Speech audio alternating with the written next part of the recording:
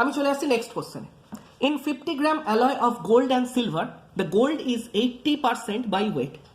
একটা 50 গ্রাম গোল্ড আর সিলভারের একটা মিক্সচার অ্যালয় আছে, ধাতু সংকর আছে, যেখানে গোল্ড হচ্ছে 80%।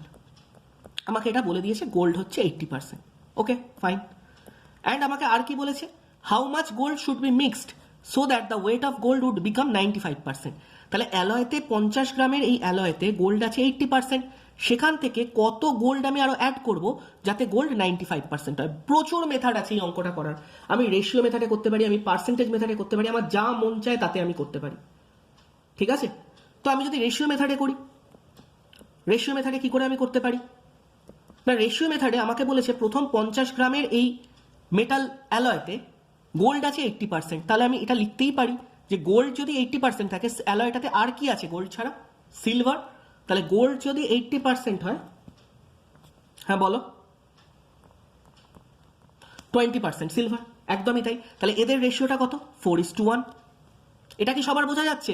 100%-এর মধ্যে 80% যদি গোল্ড হয়, বাকিটা সিলভার 20%। তাহলে এদের রেশিও 4:1। আর আমাকে বানাতে কি বলেছে? এটা অ্যাকচুয়ালি আছে বা অরিজিনালি আছে। আর আমাকে বানাতে কি বলেছে? নাও, এখন কি বানাতে বলেছে যে এমন বানাও যাতে গোল্ড হয় 95%। তাহলে গোল্ড যদি 95% হয়ে যায়, তখন সিলভার বাকি 5% থাকবে। তো সেই রেশিওটা কত হবে? 19:1। তাহলে দুটো জায়গাতেই গোল্ড অ্যাড করতে বলেছে আমাকে, সিলভারের কোনো চেঞ্জ করার দরকার নেই। সিলভার তাহলে কনস্ট্যান্ট থাকবে। আর দেখো সিলভার কনস্ট্যান্টই আছে, 1:1। দুটো জায়গাতেই সিলভার 1 ইউনিট করে আছে, তাহলে কনস্ট্যান্ট আছে। আমাকে আর কোনো রেশিও চেঞ্জও করতে হচ্ছে না। আমি খালি কি দেখছি, গোল্ড কতটা অ্যাড হয়েছে। 4 থেকে 19 হতে গেলে কতটা অ্যাড হয়েছে?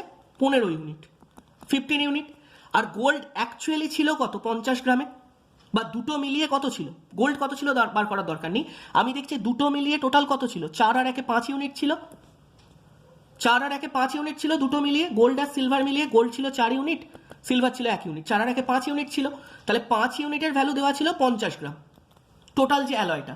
আর আমাকে এখন অ্যাড করতে হবে 15 ইউনিট গোল্ড। তাহলে 5-এর ভ্যালু যদি 50 হয়, 15-এর ভ্যালু কত হবে? 150। 3 গুণ। তার মানে কত গ্রাম গোল্ড অ্যাড করতে হবে? 150 গ্রাম গোল্ড অ্যাড করতে হবে। এটাই আমার আনসার। বোঝা কি গেল সবার?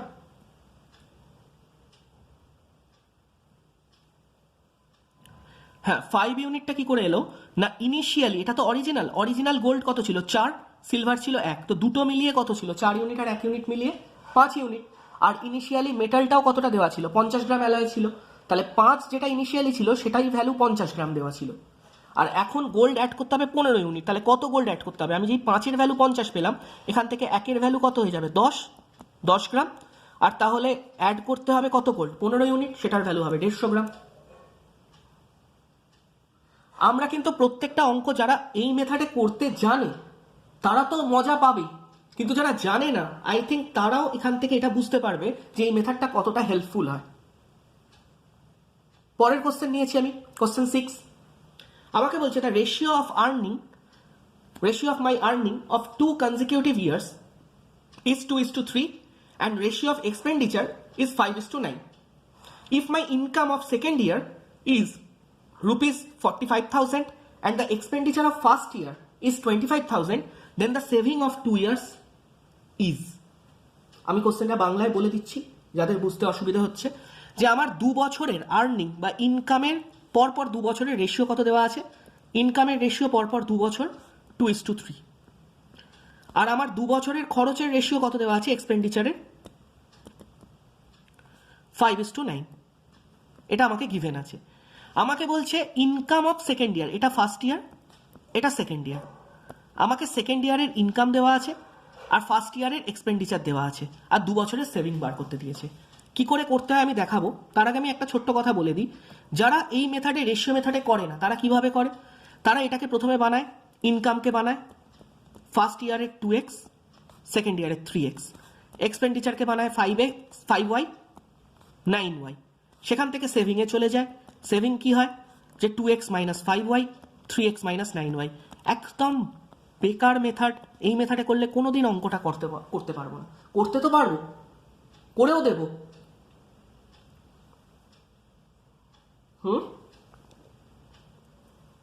বলো।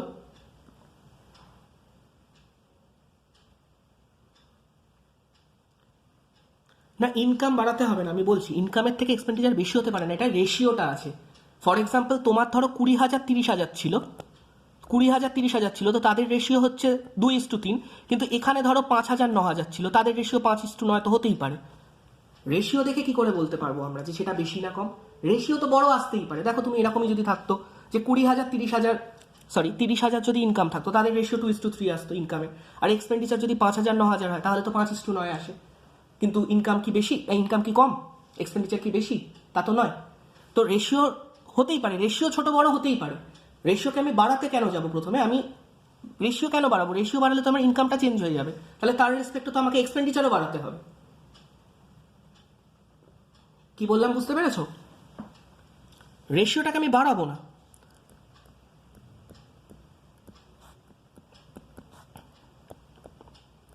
আমাকে রেশিও দেওয়া আছে 2:3 ইনকামের, আর এক্সপেন্ডিচারের রেশিও কত দেওয়া আছে? 5:9। ঠিক আছে, তো আমাকে অ্যাডিশনালি ইনফরমেশন সাথে কি দিয়েছে?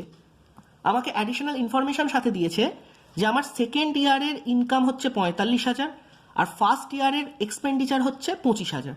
তাহলে দেখো সেকেন্ড ইয়ারে আমার ইনকাম কত? 3, এটার ভ্যালু আমাকে দিয়ে দিয়েছে 45,000। সবাই কি বোঝা যাচ্ছে? এই 3-এর ভ্যালু দিয়ে দিয়েছে 45,000। তাহলে আমাকে একটা কথা বলো তোমরা, 3-এর ভ্যালু যদি 45,000 হয় মানে কত গুণ? 3-এর রেসপেক্টে 15, 3-এর রেসপেক্টে আমি যদি দেখি 3-এর ভ্যালু 45,000, তাহলে 2-এর ভ্যালু কত হবে সেখান থেকে আমি বার করে নিতে পারি। রেশিওর একটা টার্ম যদি জেনে যাই আরেকটা টার্ম বার করতে পারি না? 3-এর ভ্যালু যদি 45,000 হয় সেখান থেকে 2-এর ভ্যালু কত বের করে ফেলবো? 30,000। পারলাম বার করতে? হ্যাঁ কি না? আর সিমিলারলি আমার ফার্স্ট ইয়ারের এক্সপেন্ডিচার বলে দিয়েছে 25,000, তাহলে 5-এর ভ্যালু যদি 25,000 হয় তাহলে 9-এর ভ্যালু কত হবে? এটা যেমন কত হয়েছে 5,000 টাইমস হয়েছে, তাহলে এখানেও হয়ে যাবে 45,000। তাই তো হবে। পারলাম বার করতে। আমার একটা করে ভ্যালু গিভেন, এটা গিভেন, সেখান থেকে এটা বার করে নিলাম, এটা গিভেন, সেখান থেকে এটা বার করে নিলাম। এবার তাহলে 2 বছরের সেভিং আমি কি বার করে নিতে পারি? হ্যাঁ বলো।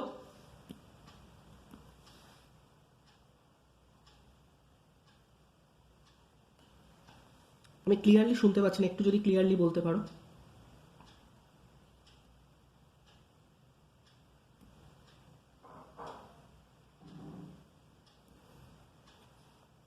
হ্যাঁ, 3-এরটা 45,000 দেওয়া আছে, তাহলে তুমি একদম ঐকিক নিয়ম লাগাও না। 3-এরটা 45,000, তাহলে 1-এর ভ্যালু কত? 15,000, আর 2 ইউনিটের ভ্যালু কত হবে? তাহলে 30,000। এইভাবে বেরোলো 2-এরটা 30,000। একইভাবে 5-এরটা দেওয়া আছে 25,000, তাহলে 1-এর ভ্যালু 5,000, 9-এর ভ্যালু 45,000। সবাই কি বুঝতে পারলাম? তাহলে আমার দরকার 2 বছরের সেভিং। তাহলে ফার্স্ট ইয়ারের সেভিং কত? ফার্স্ট ইয়ারের ইনকাম 30,000, এক্সপেন্ডিচার 25,000, ফার্স্ট ইয়ারের সেভিং 5,000, আর সেকেন্ড ইয়ারে যা ইনকাম তাই এক্সপেন্ডিচার, তাহলে সেভিং 0। তাহলে 2 বছর মিলিয়ে টোটাল সেভিং কত? 5,000। হলো আমার প্রবলেম সলভ।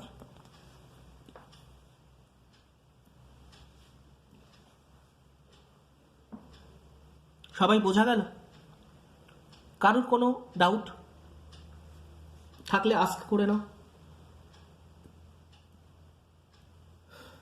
পরের কোশ্চেনে যাই। পরের কোশ্চেনে আমাকে কি বলছে? If the ratio of income of A, B and C is 5:6:7 and their savings is in ratio of 1:2:3, আমাকে কি কি দিয়ে দিয়েছে? 3জন আছে, A, B and C। এদের ইনকামের রেশিও আমাকে কত দেওয়া আছে? 5:6:7, অ্যান্ড এদের সেভিংসের রেশিও দেওয়া আছে, 1:2:3। এর সাথে আমাকে অ্যাডিশনালি কি দেওয়া আছে? Ratio of A's income to B's saving is 15:4, মানে এর ইনকাম যেটা 5 ইউনিট আর বি এর সেভিং যেটা 2 ইউনিট, সেটার আবার নিজেদের মধ্যে রেশিও হচ্ছে 15:4। বোঝা যাচ্ছে না? বোঝা যাচ্ছে না? আমরা যদি বেসিক মেথডে করতাম, কোশ্চেনটা আগে বোঝা যাচ্ছে? আমরা যদি বেসিক মেথডে করতাম আমরা কি করতাম? এটাকে 5x, এটাকে 6x, এটাকে 7x করতাম, এটাকে 1y, এটাকে 2y, এটাকে 3y করতাম, তাই তো করতাম? এভাবে করতাম। দেন আমি কি করতাম? এর ইনকাম দেওয়া আছে, তাহলে এর ইনকাম হচ্ছে 5x-টাকে নিতাম। বি এর সেভিং দেওয়া আছে, তাহলে বি এর সেভিংটাকে নিতাম আমি, 2y কে নিতাম, আর এদের দুজনের ভ্যালু আমাকে দেওয়া আছে 15:4। সেখান থেকে আমি প্রথমে এক্স আর ওয়াই এর ভ্যালুটা বার করতাম, কত আসছে। দেন সেটা বার করার পর আমাকে সি এর ইনকাম আর এ এর সেভিং, সি এর ইনকাম 7x আর এ এর সেভিং 1y, এদের ভ্যালুটা বার করতাম। 7x আর 1y এর ভ্যালু কত সেটা বার করতাম। বুঝতে পেরেছি কথাটা? এক্স ওয়াই ধরলে আমরা এভাবে করতাম, বাট এটা করতে আমার তো টাইম বেশি লাগছে, এটা করতে আমার বেশি অনেক টাইম লাগছে। তাহলে আমি এত বেশি টাইম তো এক্সামে পাবো না, এক্সামে তো আমার টাইমটাই মেন ফ্যাক্টর, যেটা আমাকে বাঁচাতে হবে। তো আমি কি করে করব অঙ্কটা, কি করে করব? দেখো, এ বি আর সি তিনজনের আমার ইনকাম দেওয়া আছে কত, আমার ইনকাম কত দেওয়া আছে, ওকে। সেভিংস কত দেওয়া আছে, সেভিংস দেওয়া আছে 1:2:3। আর আমাকে এই 5 আর এই 2 এদের নিজেদের মধ্যে রেশিওটা আবার কত দেওয়া আছে, 15:4। তার মানে এই 5 এর ভ্যালু যদি 15 হয়, দ্যাট ইজ 3 টাইমস হয়, তাহলে 6 এর ভ্যালু হবে কত, 3 টাইমস হলে 18, 7 এর ভ্যালু হবে কত, 21। একই রেশিওতে হবে, তো সবাই 3 টাইমস হবে তাহলে। আর 2 এর ভ্যালু যদি 4 হয়, মানে টোয়াইস হয়, তাহলে সবাই টোয়াইস হবে, সবাইকার ভ্যালু তখন টোয়াইস হবে। ব্যাস, এইটুকু আমি করলাম। এবার আমাকে জানতে চেয়েছে কি, সি এর ইনকাম আর এ এর সেভিং এর রেশিও। তাহলে সি এর ইনকাম কত হয়ে গেল, 21, আর এ এর সেভিং কত, 2। তার মানে সি এর ইনকাম ইজ টু এ এর সেভিং, তাদের রেশিও কত, 21:2। ব্যাস, এখান থেকেই আমি পেয়ে গেলাম। আমাকে এত এক্স ওয়াই ধরে টাইম ওয়েস্ট করার তো কোনো দরকার নেই। এটা করতে আমার কতক্ষণ লাগবে আমি যদি এক্সামে এই অ্যাপ্রোচে করি? তো এখানেই তো আমি বাকিদেরকে কম্পিটিশনে পিছনে ফেলতে পারবো, তাই নয় কি? এবং এর আমার প্রচুর প্র্যাকটিস চাই। আমি এই প্যাটার্নের কোশ্চেন যদি কমসে কম 50টা 60টা করে ফেলি, তো আমার আর এই কনসেপ্ট ক্লিয়ার হয়ে গেলে আমার আর আটকাবে না কখনো। এবং এটা কোনো এক্স ধরে করছি আমরা, কোনো 100 ধরে করছি, কোনো ফর্মুলা মুখস্থ করেছি, নাথিং।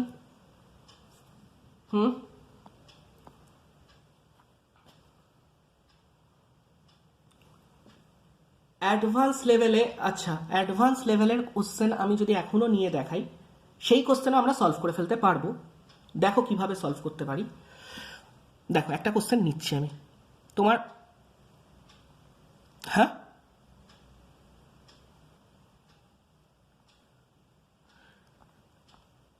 আগে শোনো তো, তারপর তো বইয়ের কথা আসছে, বইয়ের কথা তো থাকবে পরে, আগে তো শেখো, বলে দিই আগে কি ব্যাপার। তারপর ধরো আমাকে একটা কোশ্চেন বলছে,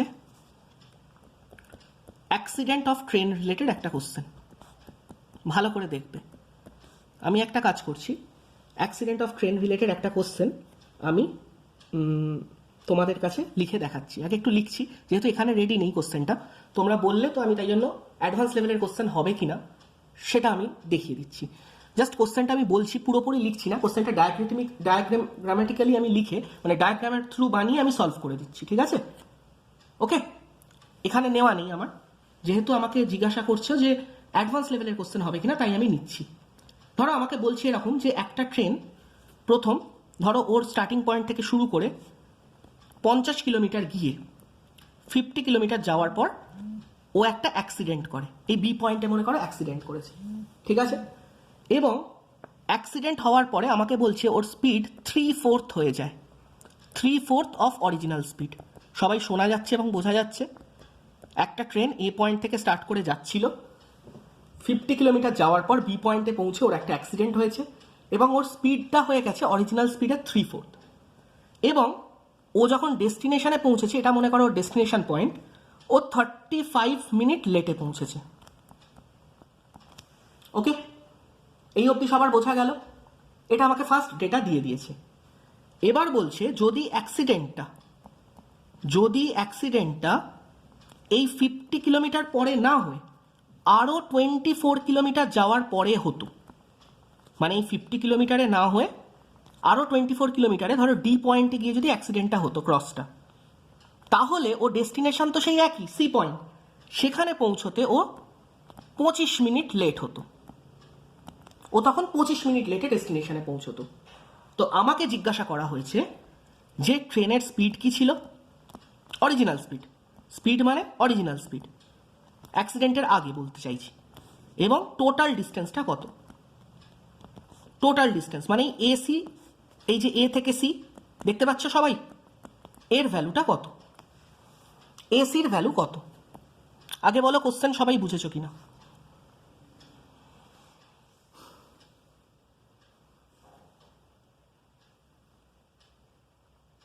আর কিচ্ছু দেওয়া নেই, কতক্ষণ বাকি ছিল আর কিচ্ছু দেওয়া নেই, যা দেওয়া আছে এটুকুই দেওয়া আছে।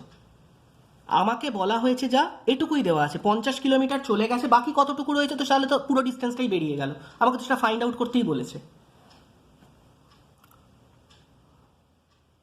না সেটা বলা নেই, সেটা বললেও তো তুমি স্পিড বার করে নেবে, সেটা বললেও তো তুমি স্পিড ইজিলি বার করে নেবে, 50 কিলোমিটার যেতে কতক্ষণ লেগেছে বললে তো অরিজিনাল স্পিড বেরিয়েই যাবে, তাই না? আমাকে খালি দেওয়া আছে 50 কিলোমিটার ট্রেন গেছে, তারপরে অ্যাক্সিডেন্ট হয়েছে, অ্যাক্সিডেন্ট হতে ওর স্পিড হয়ে গেছে অরিজিনাল স্পিডের 3/4 এবং ও 35 মিনিট লেটে পৌঁছেছে। যদি অ্যাক্সিডেন্ট 50 কিলোমিটারে না হয়ে আরও 24 কিলোমিটার গিয়ে হতো তখনও 25 মিনিট লেটে পৌঁছতো, ব্যাস এইটুকু ইনফরমেশন গিভেন। আমি কি এটা ফর্মুলা ছাড়া কোনো এক্স ওয়াই না ধরে করতে পারি? এরকম অ্যাডভান্স কোশ্চেনই তুমি চাইছো? পারি। কিভাবে করব?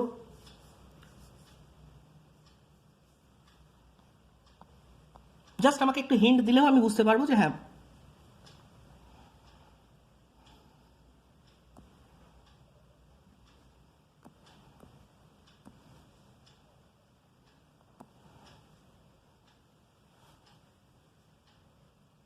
চব্বিশ কিলোমিটার যেতে 10 মিনিট কম লাগছে, সেটা কি করে?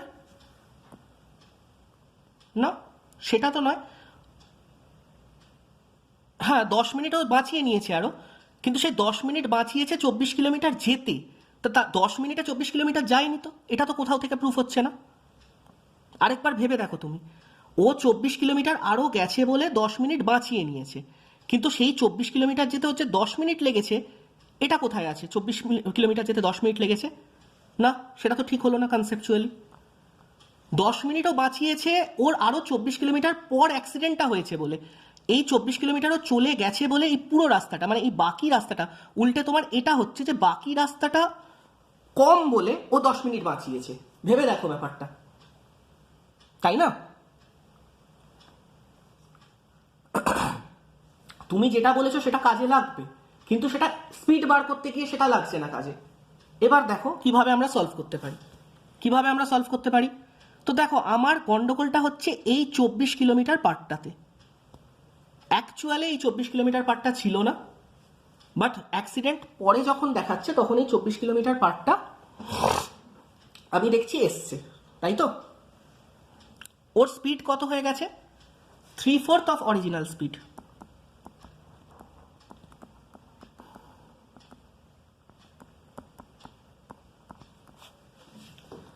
থ্রি-ফোর্থ অফ অরিজিনাল স্পিড হয়ে যাওয়ার মানে ওর যদি অরিজিনাল স্পিড 4 ইউনিট থাকতো, এখন অ্যাকচুয়াল স্পিড বলবো না, এখন স্পিড নাও, এখন স্পিড কত? 3 ইউনিট। এটা কি ক্লিয়ার? এটা কি ক্লিয়ার? ওর স্পিড অরিজিনাল স্পিডের 3/4 হয়ে গেছে, মানে ওর যদি অরিজিনাল স্পিড 4 থাকতো, এখন স্পিড হয়ে গেছে 3 ইউনিট। সবাই কি এটা বুঝতে পারছে?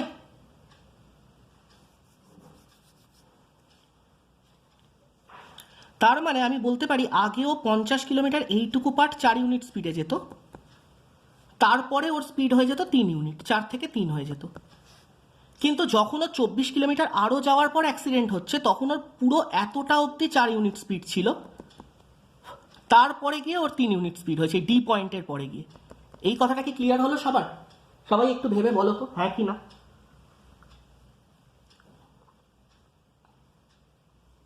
হ্যাঁ আমি এই জায়গাটা বলছি যে ট্রেনটার স্পিড 50 কিলোমিটার যাওয়ার পর 3/4 হয়ে গেছে, তাহলে প্রথম কেসে এই 50 কিলোমিটার অবধি ওর স্পিড 4 ইউনিট ছিল এবং 50 কিলোমিটার যাওয়ার পর ওর স্পিড 3 ইউনিট হয়েছে।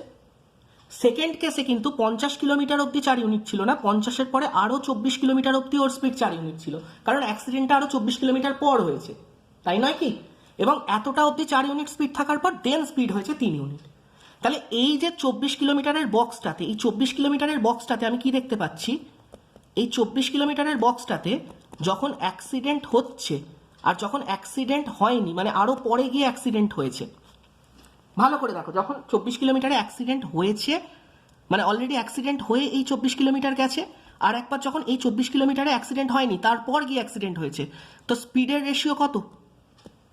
অ্যাক্সিডেন্ট যখন হয়ে গেছে স্পিড তখন কমে 3 ইউনিট হয়ে গেছে, কিন্তু অ্যাক্সিডেন্ট যখন হয়নি তখনও স্পিড 4 রয়ে গেছে।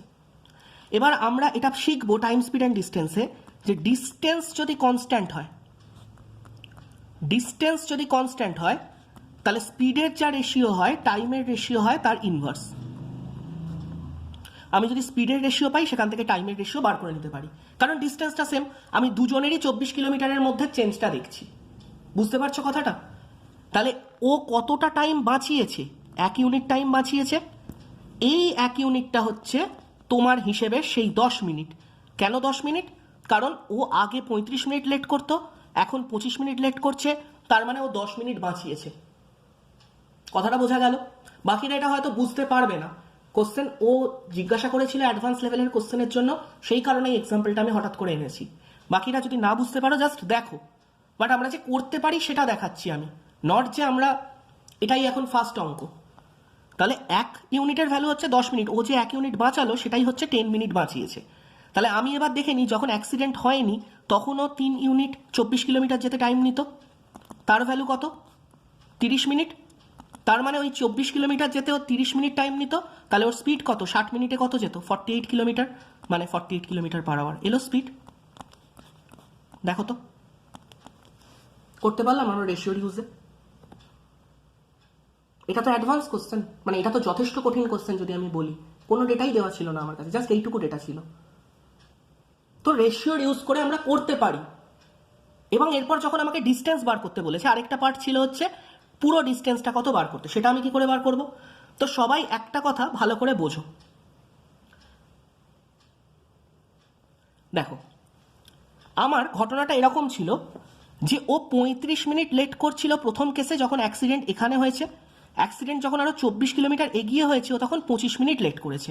তার মানে এই যে 10 মিনিট ও রিকভার করেছে, এই 10 মিনিট সেভ ও কেন করেছে?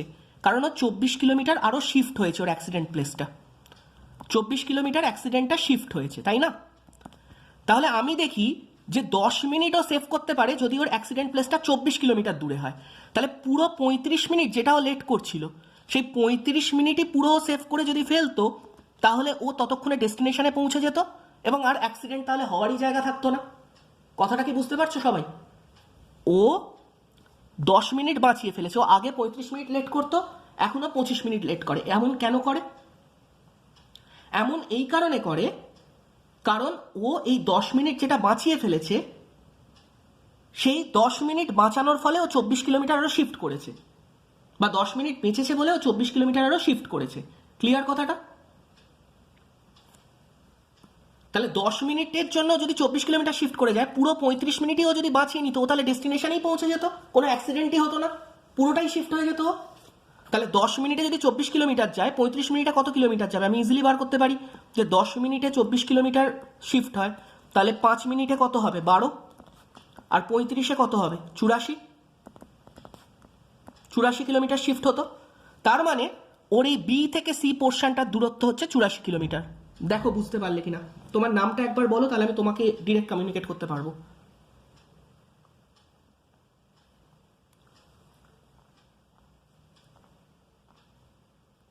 তোমার নামই, তুমি আমাকে জিজ্ঞাসা করছিলে না, তাই জন্য বলছি। আচ্ছা যাই হোক, যে করেছে তাহলে ঠিক আছে, কোনো ব্যাপার না। তো 35 মিনিট তাহলে 84 কিলোমিটারও শিফট করে, তাহলে অলরেডি 50 কিলোমিটার পরে ওর অ্যাক্সিডেন্ট হয়েছে, আর বাকিটা যেতে ওর 84 কিলোমিটার লাগতো। তাহলে টোটাল ডিস্টেন্সটা কত বেরোলো?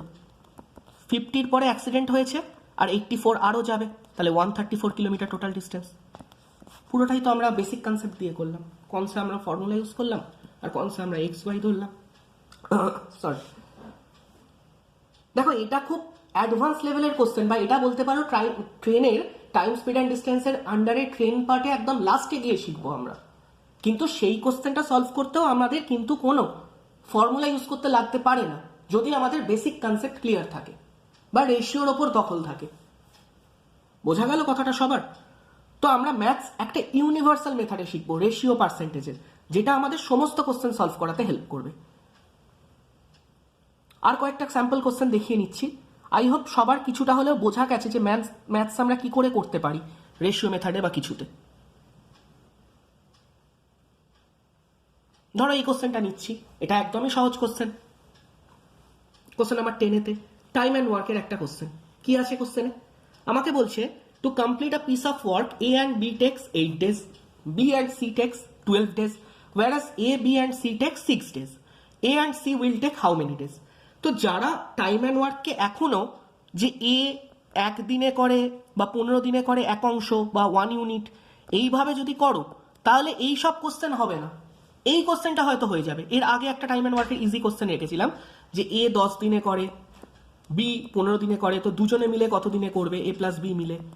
তারা হয়তো এই 1 ইউনিট, আমরা ছোটবেলায় এভাবে করতাম যে 10 দিনে করে এক অংশ, তাহলে 1 দিনে করে 1-এর 10 অংশ, 15 দিনে করে এক অংশ বা 1 ইউনিট, 1 দিনে করে 15 ইউনিট, এভাবে করতাম তো, হ্যাঁ কি না?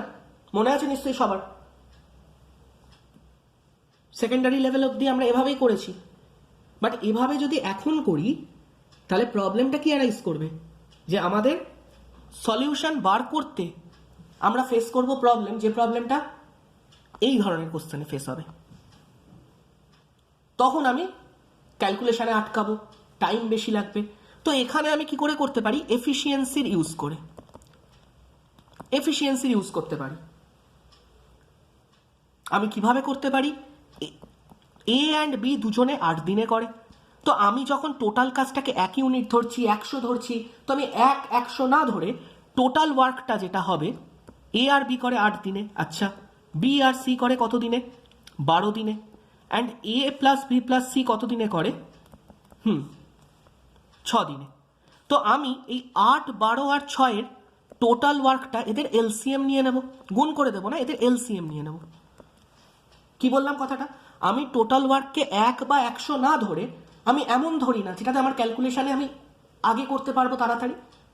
আমি টোটাল ওয়ার্ককে 1 ধরছি, র্যান্ডাম এক্স ধরছি, 100 ধরছি, না ধরে আমি টোটাল ওয়ার্ককে ধরে নিই এই 3টে সংখ্যার এলসিএম, 8, 12 আর 6-এর এলসিএম, 8, 12 আর 6-এর এলসিএম, লসাগু।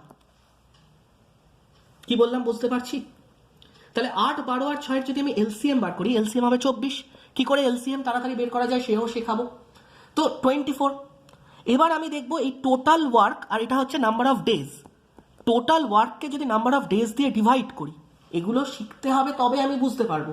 এখন একটা আমি হাইলাইট দেখাচ্ছি বা টিজার দেখাচ্ছি, টিজার দেখে কি পুরো মুভিটা বোঝা যায়? তার জন্য পুরোটা ধরে ধরে শিখতে হয়। জাস্ট আমি এটা বোঝাচ্ছি যে আমি টাইম বাঁচাতে পারি এইভাবে করে, কোনো ফর্মুলা ছাড়া। তো টোটাল ওয়ার্ককে যদি আমি নাম্বার অফ ডেজ দিয়ে ডিভাইড করি, আমি পেয়ে যাব প্রত্যেকের কাজ করার এফিসিয়েন্সি। তাহলে আমি কি করে পেলাম? যে 24 পেলাম আমি টোটাল ওয়ার্ক এদের এলসিএম করে। এবার 24কে যদি আমি 8 দিন দিয়ে ভাগ করি তাহলে এ আর বি এর এফিসিয়েন্সি পাবো 3, বি আর সি এর এফিসিয়েন্সি পাবো 2, আর 3 জনের এফিসিয়েন্সি পাবো 4। কি করে আসছে? টোটাল ওয়ার্ককে এদের নাম্বার অফ ডেজ দিয়ে আমি ডিভাইড করে করে এদের এফিসিয়েন্সি পেলাম। তার মানে আমি কি পেলাম? এ আর বি এর এফিসিয়েন্সি 3, বি আর সি এর এফিসিয়েন্সি 2, অ্যান্ড 3 জনের এফিসিয়েন্সি হচ্ছে 4। এফিসিয়েন্সি মানে কর্মদক্ষতা এক কথায় বললে।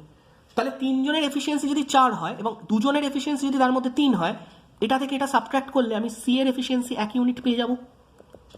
এটা থেকে এটা সাবট্রাক্ট করলে এ এর এফিসিয়েন্সি আমি 2 ইউনিট পেয়ে যাব। পাবো কি পাবো না? 3 জনের থেকে প্রতি 2 জনেরটা বিয়োগ করলে আরেকজনেরটা তো বেরিয়েই যাবে। তাহলে এদের দুজনেরই কত টাইম লাগে আমাকে জানতে চেয়েছে। তাহলে এ আর সি এর দুজনের এফিসিয়েন্সি কত হয়ে গেল? 3 ইউনিট। আর টোটাল ওয়ার্কটা কত ছিল? 24। টোটাল ওয়ার্কটা কত ছিল? 24। তাহলে টোটাল ওয়ার্ক হচ্ছে 24, এদের দুজনের এফিসিয়েন্সি 3, আমার বলেছে এদের দুজনের কত দিন লাগবে। তাহলে 24 কাজ 3 এফিসিয়েন্সি দিয়ে করলে কত দিন লাগবে? 8 দিন লাগবে। 8 দিন লাগবে। এটা হয়তো এখন আমি একবার বললে কেউ বুঝতে পারবে না এবং অনেকে লেফট করে যাবে তোমরা, কারণ এটা কি বোঝাচ্ছ, এটা কি করাচ্ছে স্যার, বা এটা কি, কোনো বেস নেই কিছু না, হঠাৎ করে যা হোক বলে দিচ্ছে। বাট এটা বেস নেই নয়, আমরা টাইম অ্যান্ড ওয়ার্ক যখন একদম বেসিক ফার্স্ট ক্লাস থেকে করব তখন আমি এই বেসটা তোমাদের তৈরি করতে পারবো। বা যে কেউ যদি কোনো ইনস্টিটিউটে এইভাবে করায় তাহলে তারা তৈরি করাতে পারবে। বাট হঠাৎ করে আজকে 1-1.5 ঘন্টা 2 ঘন্টার মধ্যে তো আমি পুরোটা করিয়ে দিতে পারবো না। আমি কিছু একটা হাইলাইট দেখাতে পারি খালি তোমাদেরকে। বোঝা যাচ্ছে কথাটা? আমার দিক থেকে যদি ব্যাপারটা বলি তো এটাই হচ্ছে ব্যাপার। অন্য একটা কোশ্চেন নিচ্ছি, ধরো এই কোশ্চেনটা দিয়েছে, কোশ্চেন নাম্বার 13। আমি বিভিন্ন চ্যাপ্টার থেকে কোশ্চেন নিয়েছি যাতে তোমাদের এটা দেখাতে পারি যে এই যে কটা কোশ্চেন আমরা নিয়েছি এই সব প্রিভিয়াস ইয়ারে কোনো না কোনো এক্সামে এসছে, এসএসসি এক্সামে এসছে, ডব্লিউবিসিএস এক্সামে এসছে, এবং কোনোটা করতে পেন চালানোরও দরকার পড়ে না। বাট স্টিল যদি পেন চালাইও জাস্ট 2-3টে লাইন লিখলে আনসার বেরিয়ে যায়, কোনো এক্স ওয়াই ফর্মুলার দরকার নেই। আমাকে বলছে Neha walks at a speed of 12 kilometre per hour and reaches her school 12 minute late. যখন ও 12 কিলোমিটার পার আওয়ার স্পিডে যায়, এটা যখন ওর স্পিড, ও তখন স্কুল পৌঁছায় 12 মিনিট লেটে, ঠিক আছে। If she walks at the speed of 18 kilometre per hour, ও যদি 18 কিলোমিটার পার আওয়ার স্পিডে যায় তখন ও 18 মিনিট আর্লি পৌঁছে যায়, অ্যাকচুয়াল যে টাইম তার থেকে 18 মিনিট আগে পৌঁছে যায়। এটাতে ওর 12 মিনিট লেট হচ্ছে, এটাতেও 18 মিনিট আগে পৌঁছে যাচ্ছে। তাহলে find the distance of her school from her house. ওর বাড়ি থেকে স্কুলের ডিস্টেন্স কত? তাহলে বাড়ি থেকে স্কুলের ডিস্টেন্স আমি যদি বেসিক মেথডে করতাম, এগুলোকে এইভাবে করতাম, ডিস্টেন্সটাকে ডি ধরতাম, 12 কিলোমিটার স্পিডে কত টাইম লাগছে সেটা বার করতাম, 18তে কত টাইম লাগছে সেটা বার করতাম, তাদের বিয়োগ করতাম, এইসব করতাম আমি, d/12 d/18 এইসব করে তাদের বিয়োগ করতাম। এগুলো করার তো কোনো দরকারই নেই। যদি আমার জানা থাকে রেশিওর ইউজে, সেটা শিখলাম আমি, ধরো যে আমার রেশিও মেথডে কি হয় না, স্পিড, ওর ফার্স্ট কেসের স্পিড ছিল আর সেকেন্ড কেসের স্পিড কত ছিল, 12 আর 18, তাহলে স্পিডের রেশিও কত, 2:3। আমরা দেখব যে যখন ডিস্টেন্সটা কনস্ট্যান্ট, দেখো বাড়ি থেকে স্কুল দুক্ষেত্রেই সেম, এই বাড়ি হোম, এই স্কুল, ডিস্টেন্স যখন কনস্ট্যান্ট হয় তখন টাইমের রেশিও হয় স্পিডের রেশিওর ইনভার্স, মানে স্পিডের রেশিও যদি 2:3 হয়, টাইমের রেশিও হবে 3:2। বোঝাতে পারলাম কথাটা? জাস্ট এখন যেটুকু বোঝানোর আমি চেষ্টা করছি ফুল এফার্ট দিয়ে সেটাই বোঝানোর, উইদাউট লার্নিং দ্য বেসিক্স। তোমাদের বুঝতে হয়তো এইটুকু অসুবিধা হবে, বাট আমি চেষ্টা করছি বলার। তো স্পিডের রেশিও যদি 2:3 হয়, টাইমের রেশিও হবে 3:2। তাহলে ডিফারেন্স কত? ডিফারেন্স হচ্ছে 1 ইউনিট। তার মানে ও যখন 12 স্পিডে যেত আর যখন 18 স্পিডে যাচ্ছে, দুটোর মধ্যে ওর টাইমের গ্যাপ হচ্ছে কত, 1 ইউনিট। আর অ্যাকচুয়ালি দুটোর মধ্যে টাইমের গ্যাপ কত? অ্যাকচুয়াল টাইম যদি এটা হয়, একবার ও 18 মিনিট আর্লি পৌঁছয়, আরেকবার ও 12 মিনিট লেটে পৌঁছয়। তার মানে এই দুটোর মধ্যে গ্যাপ কত, 30 মিনিটের গ্যাপ, তাই তো। একবারও অ্যাকচুয়াল টাইমের থেকে 18 মিনিট আগে পৌঁছে গেছে, মানে 18 মিনিটও কম টাইম লেগেছে, আরেকবার ওর 12 মিনিট বেশি টাইম লেগেছে। তাহলে এই দুটো টাইমের মধ্যে গ্যাপটা কত, 30 মিনিটের গ্যাপ। দুটোর মধ্যে যদি রেঞ্জটা দেখি গ্যাপের, কত, 30 মিনিটের। দুটো টাইমের ডিফারেন্স যেটা 1 ইউনিট, সেটাই গ্যাপটা 30 মিনিট। তাহলে 1 ইউনিটের ভ্যালু যদি 30 মিনিট হয়, আমাকে বলতে চাইছে ওর স্পিড ডিস্টেন্স কত। তাহলে যে কোনো একটা টাইম বার করে নাও। ফর এক্সাম্পল আমি 3-এরটা বার করে নিই, কত, 1 যদি 30 মিনিট হয়, বা 2টা বার করি, 2টা বার করারও সহজ হবে। 1 যদি 30 মিনিট হয় তাহলে 2-এর ভ্যালু কত, 60 মিনিট বা 1 ঘন্টা। টাইম 1 ঘন্টা, 1 ঘন্টা টাইমে ওর স্পিড কত, ওর স্পিড হচ্ছে তখন 18। যখন আমি এই 2-এর ভ্যালু বার করেছি, 2-এর ভ্যালু এসছে 1 ঘন্টা, আর তখন ওর স্পিড ছিল 18। তার মানে ওর ডিস্টেন্স কি করে বেরোবে, ডিস্টেন্স হচ্ছে স্পিড ইন্টু টাইম। তাহলে 18-র স্পিড 1 ঘন্টায়, তাহলে ডিস্টেন্স হচ্ছে 18 কিলোমিটার। আমরা এভাবে করতে পারি। এটা বোঝাতে, লিখতে, এত কিছু করতে আমার যা টাইম লাগছে, এই টাইমটা প্রথমবার বলছি বলে লাগছে। যে বা যারা জানে এখানে, তারা জানে যে তারা এই মেথডে করলে অনেক তাড়াতাড়ি করে ফেলতে পারবে। এবং এই সমস্ত অঙ্ক, বেসিক আমি অঙ্ক নিয়েছি, এর যদি আমি ডিটেলস অঙ্কগুলো আরো বড় অঙ্ক নিই, তাতেও কিন্তু আমরা করতে পারবো এই মেথডে, তাতেও আমরা করতে পারবো। সেই অঙ্কগুলোও হয়ে যায় এই মেথডে, নামিয়ে দেওয়া যায়। যত কঠিন অঙ্কই আসুক, সেখানে কোনো এক্স ধরার দরকার পড়ে না। টোটাল অ্যারিথমেটিকে হয়তো 1%, মানে আমি যদি 100টা অঙ্ক করি, তার 1%, মানে একটা থেকে হার্ডলি দুটো অঙ্কে এক্স ধরতে লাগতে পারে, বাকিতে লাগে না। খুব রেয়ার কেসে লাগে। পার্সেন্টেজের একটা সুন্দর অঙ্ক, যখন এইরকম কোশ্চেন আসে, এই কোশ্চেন বহুবার এসছে বিভিন্ন এক্সামে। একটা কিউবয়েড আছে, কিউবয়েড মানে আয়ত ঘনক, যেমন মাছের অ্যাকোরিয়াম। তো তার লেন্থ, ব্রেথ আর হাইট 3টে হয়। একটা হয় দৈর্ঘ্য, একটা প্রস্থ, একটা উচ্চতা, তাই তো হয়। ছবিটা মনে করো, এটা পার্সেন্টেজের অঙ্ক, এটা পরিমিতির অঙ্ক নয়। এর এটা লেন্থ, এদিকটা ব্রেথ, আর এটা হাইট, 3 ডাইমেনশনাল এটা, তাই তো। তো এবার কি হয়েছে, লেন্থকে বাড়িয়ে দেওয়া হয়েছে, লেন্থ ইনক্রিজড হয়েছে 100%, ব্রেথ ইনক্রিজড হয়েছে 30%, হাইট ডিক্রিজড হয়েছে 7.913%। আমাকে বলছে what will be the change in volume. তো আমরা এই ধরনের অঙ্ক কি করে করি? এখানে স্পেসটা কম আছে, আমি একটু বড় স্পেসে গিয়ে দেখাচ্ছি ব্যাপারটা। আমরা কিভাবে করি, আমাকে যদি বলে লেন্থ 100% ইনক্রিজ করেছে, ঠিক আছে, আমাকে যখন বলবে লেন্থ 100% ইনক্রিজ করেছে, ব্রেথ ইনক্রিজ করেছে, জাস্ট আ মিনিট দেখে নিচ্ছি আমি কত ছিল, হ্যাঁ ব্রেথ, ওকে ঠিক আছে লেফট করো, পরে তোমার থেকে ফিডব্যাক আমি শুনবো। 30%, আর হাইট ডিক্রিজ বাই 7 হোল 9/13%। আমি এখনই ছেড়ে দেবো, বেশিক্ষণ টাইম রাখবো না। You may left. তো বি 30% ইনক্রিজ করেছে, আর হাইট, যেটা হাইট, সেই হাইটটার কত চেঞ্জ হয়েছে না, হাইট 7.913% ডিক্রিজ করেছে। এবার আমরা অনেকে এইভাবে করি, লেন্থ XYZ ধরে নিই। তো লেন্থ ছিল x থেকে 100% ইনক্রিজ করেছে, মানে x প্লাস x এর 100/100, তার মানে 2x হয়েছে। তারপরে আমরা করি y থেকে কি হয়েছে, y প্লাস y এর 30/100, এভাবে করি। তো প্রত্যেকটাতে কত ইনক্রিজ ডিক্রিজ করেছে, করে দেখি যে তিনটের ভলিউম, কিউবয়েডের ভলিউম কি হয়, কিউবয়েডের ভলিউম হয় হচ্ছে তার length into breadth into height.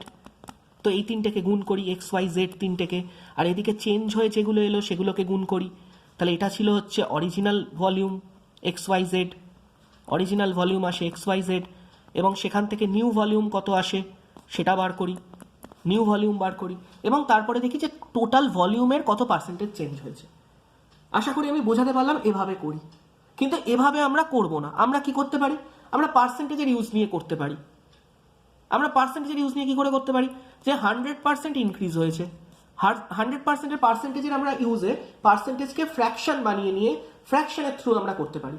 যেমন 100% ইনক্রিজ হওয়া মানে এটা কত হয়ে যাওয়া, 100% মানে 100/100, দ্যাট ইজ 1/1। তার মানে যদি ইনিশিয়ালি 1 থাকে, 1-এর ওপর 1 ইনক্রিজ হচ্ছে, তার মানে অরিজিনাল লেন্থ যদি 1 থাকে, এখন লেন্থ 1-এর ওপর 1 বেড়ে 2 ইউনিট হয়ে গেছে। আমরা এভাবে অ্যাপ্রোচ নিতে পারি।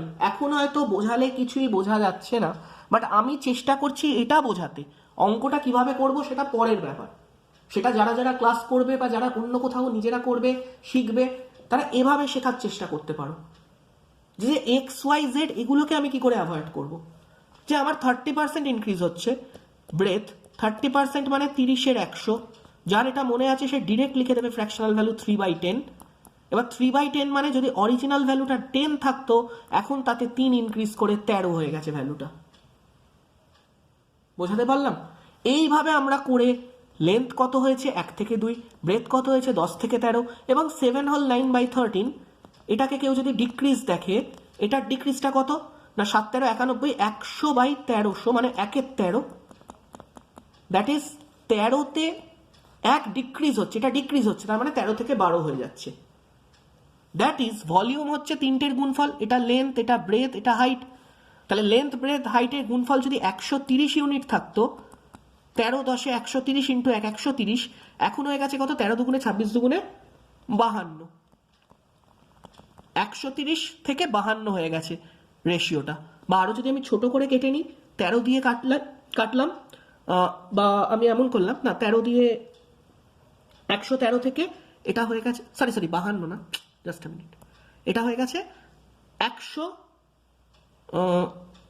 13 দুগুণে 26, 72, 300,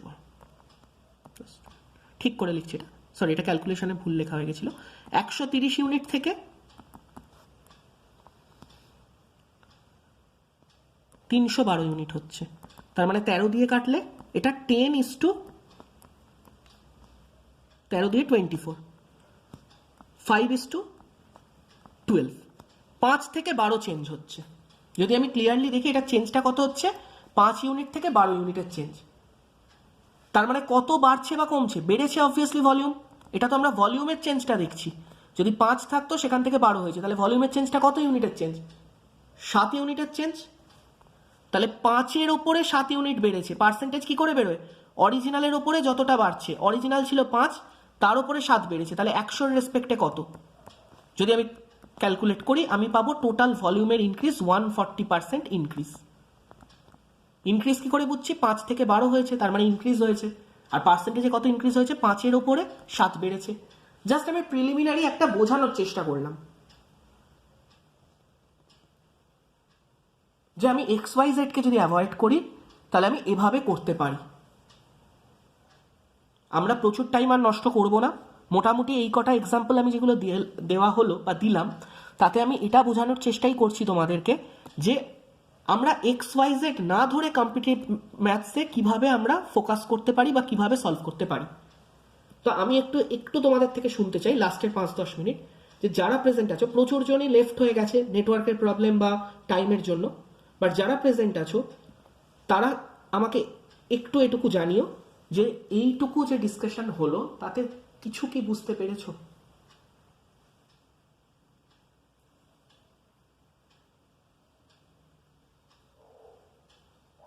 তো অ্যাকচুয়ালি আমরা যখন সলভ করব কম্পিটিটিভ ম্যাথস আমরা এভাবে করি। আমি শুনতে পাচ্ছি না, একটু যদি ক্লিয়ারলি বলো। এটা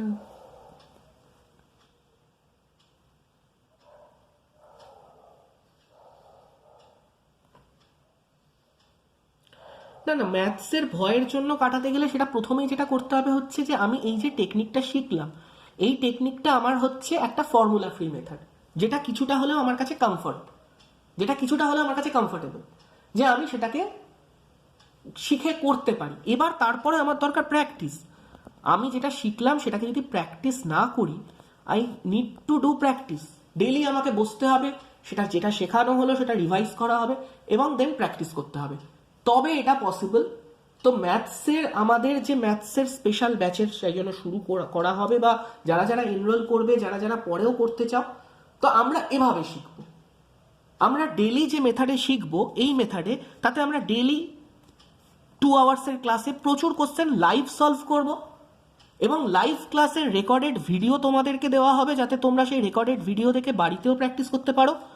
এবং তার সাথে সাথে ডেলি আমরা প্র্যাকটিস শিট তোমাদেরকে প্রোভাইড করা হয়, যেখানে প্র্যাকটিস শিটে তোমরা সেম টাইপের কোশ্চেন দেওয়া থাকবে বাড়িতে প্র্যাকটিস করার জন্য। যেটা তুমি শিখলে সেটা প্র্যাকটিস করো, পরের দিন সেই প্র্যাকটিস শিটের ডাউটগুলো সলভ হবে এবং নেক্সট টপিক শুরু হবে। এইভাবে আমরা এখানে করি। তো আমাদের ডিসকাশন আমরা মোটামুটি হ্যাঁ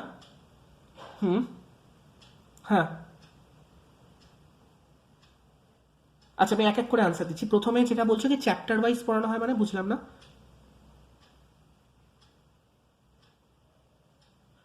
হ্যাঁ হ্যাঁ, চ্যাপ্টার ডেফিনেটলি চ্যাপ্টার ওয়াইজ আমরা পার্সেন্টেজ রেশিও দিয়ে শুরু করব, পর চ্যাপ্টার ওয়াইজ চলবো। এমন নয় আজকেটা তো মিক্সড রাখা হয়েছে কোশ্চেন স্যাম্পল দেখানোর জন্য, এরকম মিক্সড শেখা হয় না।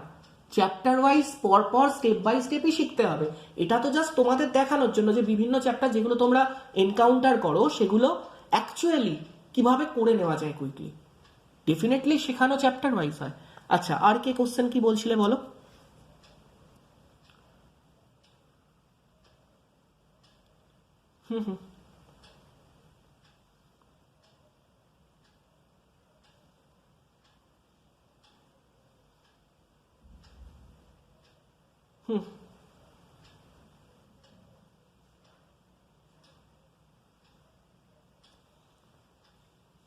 না, করতে হবে হচ্ছে, দেখো আমাদের অ্যাডভান্স ম্যাথসে যেটা থাকবে, কনসেপ্ট ক্লিয়ার নেই মানে কি, তোমাকে আগে লাইভ ক্লাস করে অ্যাডভান্স ম্যাথসের প্রত্যেকটা, ধর জিওমেট্রি বলো, ট্রিগোনোমেট্রি বলো, তার বেসিক, তার থিওরেম, তার অ্যাপ্লিকেশন এবং তার ক্লাসে যা শেখানো হবে সেগুলো আগে শিখতে হবে। এবার বেসিক তুমি যদি মনে করো এখন তুমি হঠাৎ করে 9-10-এর বই নিয়ে সলভ করলে, তো তুমি সেটা করে তোমার নিজের বাড়িতে বেসিক তৈরি করতে পারো, কিন্তু সেখানে তোমার সলভটা কিভাবে হবে? তুমি সেই 9-10-এর মেথডেই সলভ করবে, তুমি সেই 9-10-এর মেথডে 100/x ধরে সলভ করবে, সেটা তোমাকে একটা হেল্প করবে যে বেসিক মেথডটা তোমার ক্লিয়ার হবে। কিন্তু কম্পিটিটিভের জন্য তোমাকে শিখতে হবে এইভাবেই, যেভাবে আমি স্যাম্পলগুলো করানোর চেষ্টা করলাম। সেটা কিন্তু ওই 9-10-এর বইতেও দেওয়া নেই বা বাজারে চলতি বইগুলোতেও জেনারেলি দেওয়া থাকে না। যেটা মেনলি কোচিং ইনস্টিটিউটগুলোতে স্যারেরাই শেখান বা বিভিন্ন কোর্সে স্যারেরা শেখান, স্যার বা ম্যাডামরা।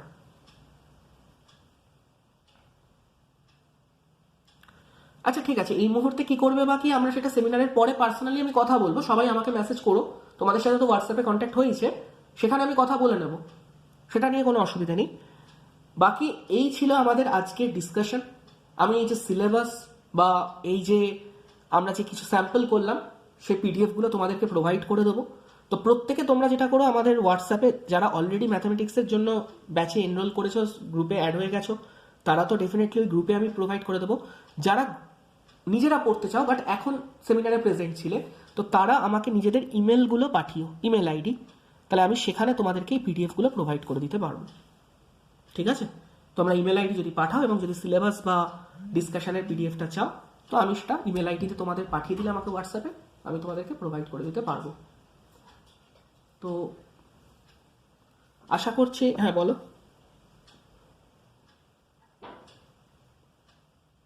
হ্যাঁ হ্যাঁ, যারা ওই গ্রুপে আছে ওখানে সেখানে আমি পিডিএফ দিয়ে দেবো।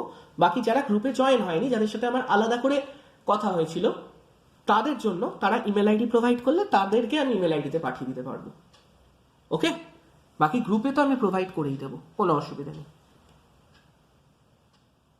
তাহলে হ্যাঁ, ডিটেলস আমি দিয়ে দেবো সমস্ত কিছু। কিসের ডিটেলস চাইছো বলছো বলো?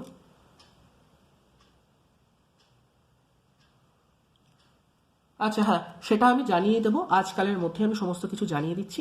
এটা জাস্ট, এটা অনেকেই আমাকে জিজ্ঞাসা করেছিল যে সিলেবাসটাই ঠিক মতো জানি না, বা কিভাবে অ্যাপ্রোচ হবে, বা আমরা কিভাবে শিখবো, তার জন্য আজকে ডিসকাশনটা রাখা। যারা ছিল তাদের প্রত্যেককে ওয়ান্স এগেন থ্যাঙ্কস। এবং আমাদের ডিসকাশনটা তাহলে আমরা এখানেই এন্ড করছি। প্রত্যেকে নিজেদের ফিডব্যাক আমাকে জানিও। ওকে, গ্রুপে যারা জয়েন আছো তারা জানিও, বা যারা গ্রুপে নেইও তারাও আমাকে জানিও যে কেমন লাগলো বা কি মনে হলো, বা কোথায় আমি কি বললাম সেটা তোমরা কি বুঝতে পারলে। তো আশা করি সবার বোঝা গেছে, ভালো লেগেছে। আজকে আমরা এখানেই এন্ড করছি।